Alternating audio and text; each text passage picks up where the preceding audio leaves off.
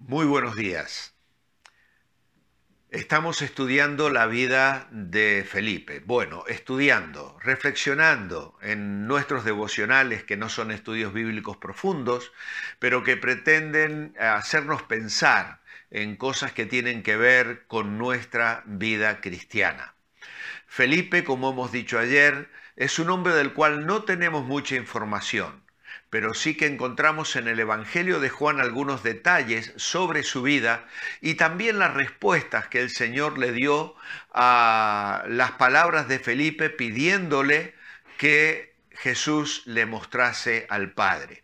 Y entre estas cosas que el Señor les ha de decir está este pasaje que encontramos en el capítulo 15 y el versículo 16. No me elegisteis vosotros a mí, sino que yo os elegí a vosotros y os he puesto para que vayáis y llevéis fruto y vuestro fruto permanezca, para que todo lo que pidiereis al Padre en mi nombre, Él os lo dé. Luego hay una cita de Apocalipsis de la carta a Esmirna en la que el Señor le anticipa que habría de padecer por causa de su nombre. En el comentario de este día, en nuestro cuadernillo, tenemos una información que generalmente no compartimos en los estudios o desde el púlpito en nuestras iglesias, porque tampoco está obviamente en el texto bíblico. Pero sí que hay bastante certeza acerca de la información que poseemos sobre los últimos días de la vida de Felipe, y es por eso que he querido incluirlo aquí para daros una información que habitualmente no recibimos y que lamentablemente desconocemos. Pero fue Felipe un hombre obediente al Señor, un hombre que entendió el llamado del Señor y un hombre que estuvo dispuesto a llegar hasta las últimas consecuencias por responder a ese llamado. Por eso hoy he escogido este versículo para reflexionar sobre él. No me elegisteis vosotros a mí, sino que yo os elegí a vosotros y os he puesto para que vayáis y llevéis fruto. El llamamiento de Dios al ministerio. Tenemos que diferenciar, porque una cosa es el llamado de Dios a la salvación y otra el llamado al ministerio. El Señor nos llama a todos a la salvación. La Biblia claramente dice que Dios quiere que todos los hombres sean salvos y vengan al conocimiento de la verdad. El Evangelio debe ser proclamado. Jesús dijo, id por todo el mundo y predicad el Evangelio a toda criatura. Y esto es precisamente lo que Felipe y los demás apóstoles hicieron también. Aunque al comienzo de sus vidas, y tal como lo relata Hechos al comienzo de la iglesia, ellos se quedaron en Jerusalén. Incluso hoy estaba leyendo el capítulo 8 de Hechos en mi lectura personal, y allí vemos cómo la iglesia fue esparcida por la persecución que se desata luego del martirio de Esteban. Y dice claramente que los apóstoles permanecían en Jerusalén. Luego Juan y Pedro son enviados a Samaria a ver lo que estaba sucediendo allí, fruto del ministerio de Felipe, el evangelista. Pero Felipe está allí en Jerusalén. Más tarde, él va a ir con el evangelio probablemente a Hierápolis, como lo leemos hoy en nuestro devocional, donde él acaba dando su vida, cumpliendo con este llamado que había recibido de parte del Señor. Ahora, ¿has sido llamado al ministerio? Si estás oyendo este devocional, probablemente es que ya has experimentado el llamado a la salvación. Es decir, el Evangelio ha resplandecido en tu corazón. Has aceptado a Cristo como Salvador en tu vida. Pero al aceptarle también como Señor, de pronto una carga comienza a ser efectiva en tu mente y en tu corazón. Dios te ha dado dones espirituales, quiere utilizarte para su gloria y de pronto una visión de un ministerio, de un servicio, de un llamado comienza a apretar tu corazón y tu mente, te quita la paz y la tranquilidad de estar cómodo allí donde te encuentras, porque el Señor te está llamando. ¿Sabéis? Una de las primeras reacciones que tenemos es resistirnos a ese llamado.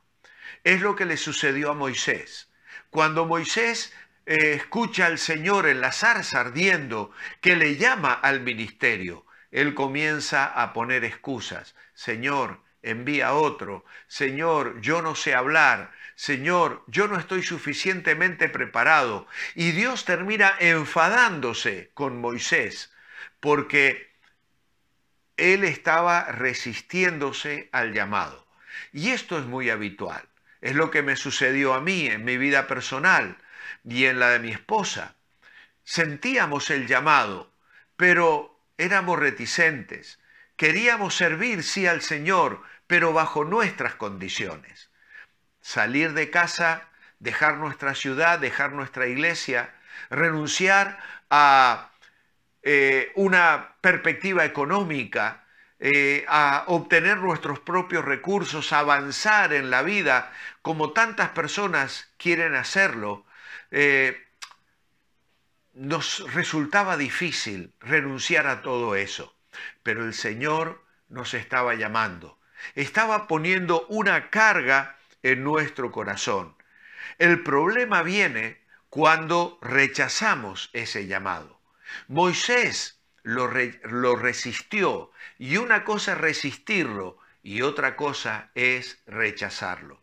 Creo que alguna vez os he contado que muchas veces predicando acerca de esto en las iglesias, siento en mi corazón que muchas de las personas que me están escuchando en realidad son misioneros frustrados.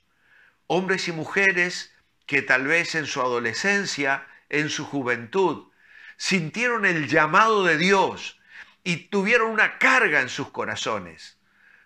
Pero el llanto de mamá y de papá, las perspectivas y expectativas que la familia había puesto sobre ellos, les llevaron a no renunciar a una carrera universitaria, a un buen trabajo remunerado adecuadamente, a los planes que otros trazan para nosotros, incluso a veces a una iglesia egoísta que no quiere soltar los dones espirituales que ha recibido y entonces presionan para que no nos vayamos y nos quedemos allí sirviendo al Señor. Es muy bueno servir en la iglesia local, es muy bueno usar nuestros dones espirituales allí donde estamos, pero tengamos cuidado de no rechazar el llamado. Hubo uno que lo hizo, fue Jonás. Jonás recibe el llamado de Dios para ir a Nínive y él escapa, aborda un barco para ir en sentido contrario a donde Dios le decía que debía ir. Finalmente Dios interviene y Jonás tiene que ir a regañadientes, porque Dios quería ofrecer una oportunidad de salvación a aquel pueblo impío y pagano. ¿Y cómo acaba la historia de Jonás? Bueno, le vemos como un hombre triste, frustrado y amargado. ¿Tendrá Dios que presionarnos de esta manera? Ojalá que no sea así. Quiera el Señor encontrar en nosotros corazones dóciles, tiernos, dispuestos a ser moldeados por Él, estar dispuestos a servirle, a hacer su voluntad plenamente en nuestra vida. Si Dios te ha llamado a un ministerio, sin importar cuál sea, Dios no se ha equivocado. Dios sabe bien lo que está haciendo y lo mejor que puedes hacer es responder de buena gana y cumplir con su voluntad y confiar en Él para llevar a cabo la tarea que te ha encomendado. Dice nuestro versículo de hoy, os he puesto para que llevéis fruto. Dios hace buenas inversiones. Pretende que cada una de nuestras vidas sean productivas. Hubo una mujer que le pidió un hijo allí en el Antiguo Testamento y Dios se lo dio, pero obtuvo un profeta. Y esto es un poco lo que Dios hace en nuestra vida. Nos salva, sí, pero tiene un plan, un propósito determinado para cada uno, para cada una de nuestras vidas. En realidad, Dios no está buscando en nosotros talentos extraordinarios. Lo que Dios se propone encontrar en nosotros es la semejanza a Jesucristo. Y la semejanza a Jesucristo, al fin de cuentas, es tener la actitud que tuvo aquel siervo del cual nos hablan los cánticos de Isaías capítulo 42.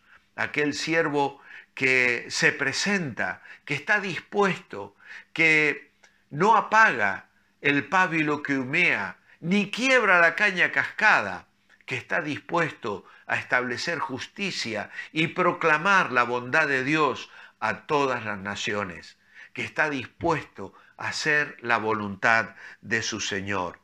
Jesús les recuerda a aquellos discípulos que ellos fueron elegidos por Él, lo cual sería una fuente de confianza y estímulo para afrontar el tremendo desafío que le esperaba a aquel grupo de apóstoles. Y tal vez en esta mañana es el mensaje que el Señor te está dando a ti. No has elegido tú al Señor. Es el Señor el que te ha elegido a ti. Y Él tiene planes y propósitos para tu vida.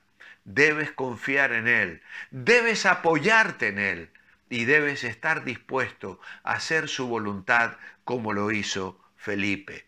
El Señor también le recuerda las pautas del trabajo, aunque bajo la confianza de una amistad existe la obligación de la obediencia. El Señor les había dicho, ya no os llamaré siervos, os he llamado amigos, porque todas las cosas que oí de mi Padre os las he dado a conocer. Y en este sentido, el siervo de Dios se entrega al ministerio, disfrutando de la amistad, de una cercanía y de una comunión íntima con el Señor, pero está comprometido a la obediencia. ¿Por qué? Porque los recursos que administra no le pertenecen, no son suyos, le pertenecen al Señor. Como siervos, ellos debían seguir las órdenes del dueño, de aquel que en el versículo siguiente les ordenaría, os améis los unos a los otros. Y esto es a lo que nosotros también nos debemos, servir al Señor, procurar hacer su voluntad, encomendarnos a Él, para que en semejanza a Cristo seamos siervos útiles en sus manos, que produzcamos mucho fruto para gloria de Dios. Mi oración escrita en esta mañana es, amado Padre, ayúdame hoy a crecer en mi semejanza con Cristo, que puedas ver en mí reflejos de las virtudes de su carácter y que mi respuesta a tu llamado sea la respuesta que tú esperas en fe, en confianza, en dependencia y en entrega plena a tu voluntad. Gracias por escogerme y gracias por llamarme al servicio. En tu nombre, amén. Que el Señor os bendiga, que tengáis un muy buen día. Os espero mañana a las 9:30.